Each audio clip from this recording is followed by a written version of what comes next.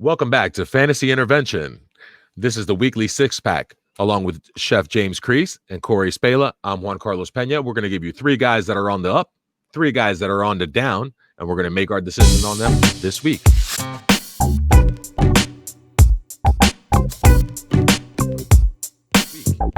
So if you guys don't mind, I'm going to go ahead and kick it right off. And my guy is Deonte Johnson. Now, look, I know there's a little bit of trepidation because Deonte Johnson's missed 4 games and he has played 4 full games. But in the 4 full games that he's played, he's absolutely crushing it. He has 7.25 catches per game, and he has 76.5 yards per game in those games. He only has 3 touchdowns so far, so expect a little bit of positive regression. Now, the great thing about Deonte Johnson is at the beginning of the season, there were comps that could be made natural to Antonio Brown. They have the same height, same weight, arm length, vertical leap, bench press, 40 time. All of those stats are almost identical. And he also plays on the Pittsburgh Steelers, so it's easy to make that comparison. Now, in the next game, Deonte Johnson's going to get the Cincinnati Bengals. Smash matchup. You know he's going to play great. There are also a little bit of concerns about the secondary on the Cincinnati Bengals and whether or not COVID has affected them negatively. So Deonte Johnson is someone that for the rest of the season is going to be absolutely amazing. He has 3 matchups against bottom 16 defenses remaining on the slate. And like I said, in the 4 games that he's played, he's an absolute target monster with 48 targets. That's 12 targets per game. A guy with that usage is somebody that you should definitely be targeting and could help you win a league this year. And if you're talking about dynasty, that's somebody you should target going forward, especially considering that Juju Smith-Schuster will most likely move on and go on to new pastures. And then it's him and Claypool as the 1 and the 2. And we've seen what the 1 and the 2 can do in that offense. We've seen Juju Smith-Schuster and Antonio Brown finish in the top 10. And I look for Deonte Johnson to finish in the top 10 for this year and going forward. I like that, Juan. I like it a lot. For those of you that don't know me, I am James Kriess. You can find me at FF_chef on Twitter. And just like you're talking top 10 wide receivers that could be top 10 wide receivers, I'm going to talk about a current wide receiver in Robbie Anderson for the Carolina Panthers. He has become the true target hog for quarterback Teddy Bridgewater, ranking 5th in the league in targets with 80, toting a 75% catch rate. Anderson has risen. He is 3rd in receptions with 60, 3rd in receiving yards with 751, and 2nd amongst wide receivers in yards after catch. Yak Daddy 327. Ah, man, he's so tasty right now. And for the rest of the season, with the most recent news of CMC injuring his AC joint again, look for the game script to be similar to the first half of the season. Panthers have a bye in week 13. You have to be mindful of that. And 3 tough matchups afterward with Denver, Green Bay, and Washington. 2 out of the 3 being top 5 teams for fantasy points allowed to the wide receiver. But with the amount of targets and the yards after catch, Robbie Anderson is definitely a safe bet for a win now team and an excellent dynasty acquisition in the future. I dig it. Well, Chef, you know what? I think this is back-to-back weeks. We've been very similar. Last week with the stock downs with the Ravens receiving players. This week, stock up. You guys are talking about top 10 players. You know what I'm talking about? Top 20 wide receivers. Ooh. Me and Chef, same page here. I'm going with DJ Moore. But I love DJ Moore. DJ's low. Like, he's not producing. Tell me why you want DJ Moore. Yeah, so, you know, just like you two, I'm sure there's a lot of other people out here wondering why I'm choosing Moore as my guy. Coming off 2 straight disappointing weeks, this seems like a great time to be buying DJ Moore. So this is why he's a stock up for me, because some owners might be viewing his stock being down. So it's kind of a little inverted stock up in this case, I guess. Disappointing season, yes. But let's look at some positives. DJ Moore is 17th in targets, and he is 13th in yards. 9th in deep target and 8th in air yards. And this is all being done despite being only 33rd in receptions. Moore is not getting those short to intermediate plays. He is getting those down the field looks, as he is currently 6th in yards per reception, while Robbie Anderson is 41st. These big plays will eventually come around and make volume for the production. In Dynasty, Moore is a screaming buy This offense is in their first year after going through preseason with a pandemic. Bank on DJ Moore, who is still 23, to look for success for the remainder of the season and come in this prolific offense for the future with Carolina. I love me some DJ Moore. I love DJ Moore coming Me out too. of college, man. Me too. I love him now. He's going to keep going. That offense is hot. Yeah. And yeah, Corey, we're on the same page, man. We're almost like professionals at this or something. Like I we like try it. at this. Yeah. Must come natural, my friend. It comes natural. So we got some up, guys, and we got some downs. Corey, you want to take us on the down? We're going down. All right, down. My guy, Joshua Kelly. Starting off the season with back-to-back games over 10 points, but his last 6 games, he has seen just a total of 37.6 points. Kelly was a guy I was high on after being drafted to the Chargers, mainly because he was the only 200-pound running back on the roster.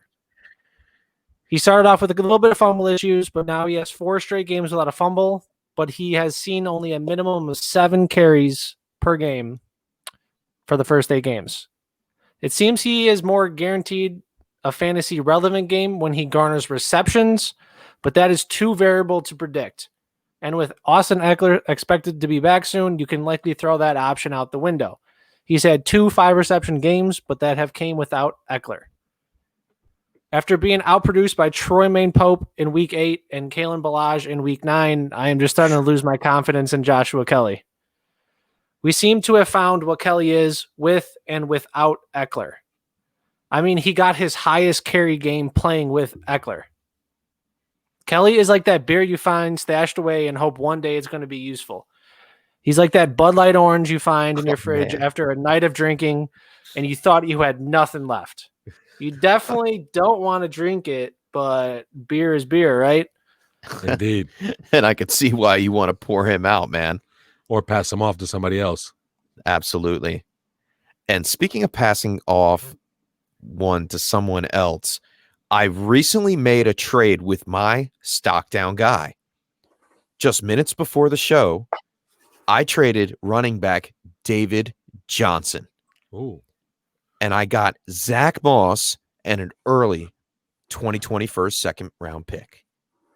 I like it, Chef. And the reason why I was selling David Johnson, and I hate to kick the guy while he's down, but it doesn't look good for DJ or his fantasy value going forward.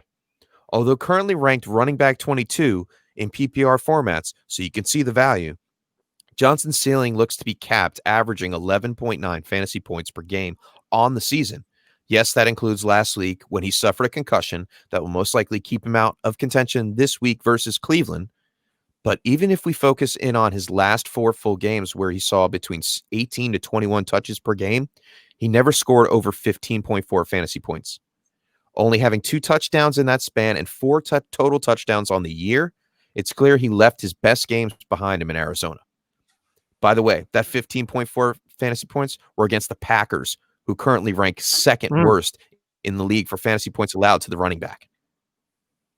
Assuming he makes a full recovery from his concussion over the next 10 days, Johnson has some tough matchups, especially in weeks 13 through 15, where he faces Houston's divisional rivals, the Indianapolis Colts, twice, and a Bears defense that just held Derrick Henry to 68 yards on 21 carries.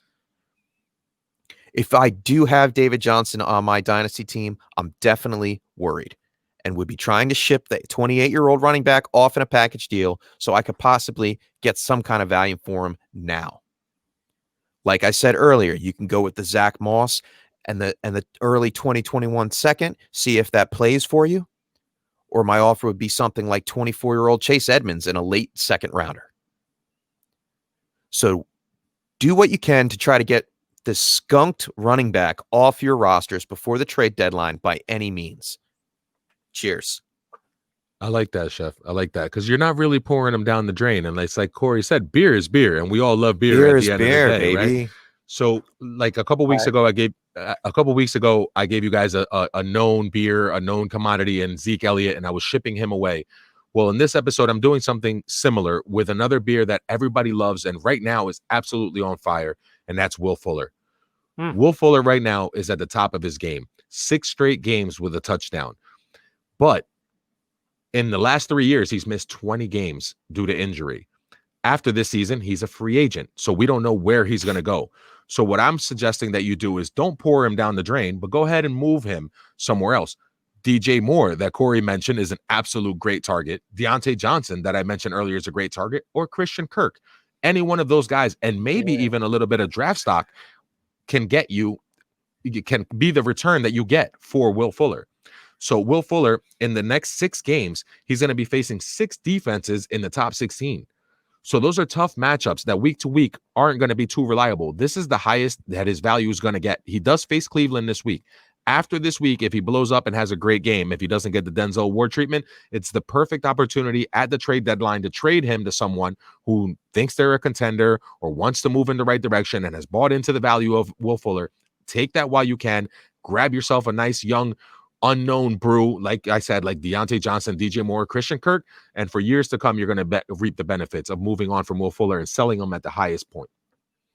And that pretty much wraps it up. I know it's not a trade down. It's not a beer that you're throwing down the drain and you're not skunking it. And we're doing that in a bunch of different angles. They're guys that are kind of useful, but if you can take advantage of their stock at this point and move on to something better, you're going to be doing great for yourself.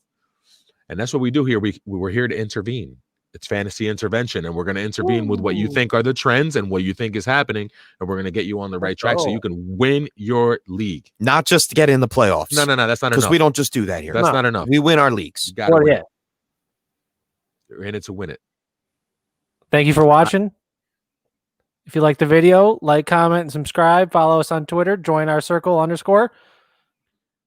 Absolutely. And that's my man, Corey Spala. I'm Juan Carlos Pena. You can find me at FF One of a Kind. I am James Kriess. You can find me at FF_chef with Ball Blast Football as well. And Corey, take us away. Corey Spala, cdotFF on the Twitters. As always, Fantasy Six Pack. At Join Our Circle _. At Join Our Circle Get with the team. We got to work on these outro